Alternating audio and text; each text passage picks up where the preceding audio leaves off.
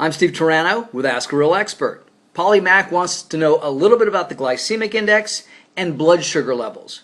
Polly, there isn't one person out there who hasn't heard about the glycemic index or heard people say, oh my gosh, I'm spiking my blood sugar, I'm storing fat, I've screwed up my metabolism, and on and on. When sugar enters our bloodstream, we need a way of bringing that sugar into the cell. And we don't want sugar hanging out in our bloodstream too much, or we don't want elevated levels because our blood will then sort of turn into maple syrup. Won't flow very well, won't deliver oxygen very well. So insulin is needed to allow the sugar to be drawn into the cells to be utilized. So insulin brings our blood sugar levels down. And that's the problem when you're a diabetic. You don't have insulin to draw the sugar into the cells. But what people don't realize is this. Pure table sugar, which is not that appealing, take a spoonful of sugar and stick it in your mouth, not that appealing.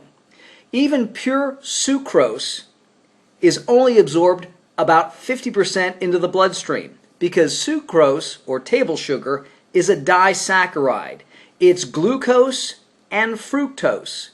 Glucose is absorbed quickly or passes through the intestines quickly and is absorbed by the bloodstream. But fructose leaches slowly through the small intestine and then goes to the liver to be converted into glucose. So even pure table sugar, only 50% of it is absorbed quickly by the bloodstream. And again, what affects that is what kind of food you have in your stomach. If you ate it with proteins, if you ate it with fats, all those things slow the absorption of sugar. So I think people's perception of how their blood sugar level gets spiked is blown way out of proportion. It's just not that big an issue, especially when table sugar doesn't even spike your blood sugar levels as much as once was thought. With regards to carbohydrates, they're important. You need them. As a matter of fact, I just finished eating my fish and rice, and it's about 9:45 Florida time, so I'm going to bed in about 2 hours. It's just not that big a deal. Even if I was contest training, getting ready for a show, I would still be eating carbohydrates.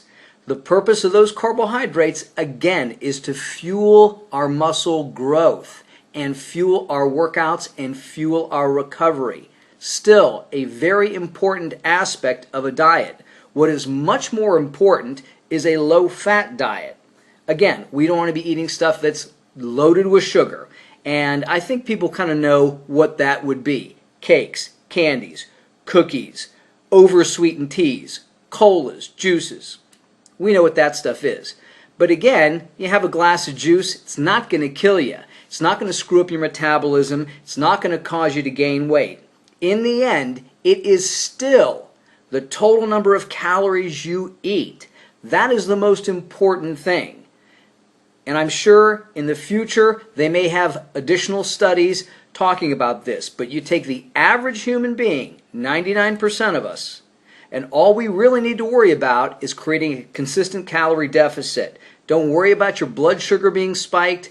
Again, I don't think people are eating that poorly anyway. Remember, weight gain is a slow, gradual process. You have to overeat massive amounts of food to gain weight rapidly, and most people are not like that.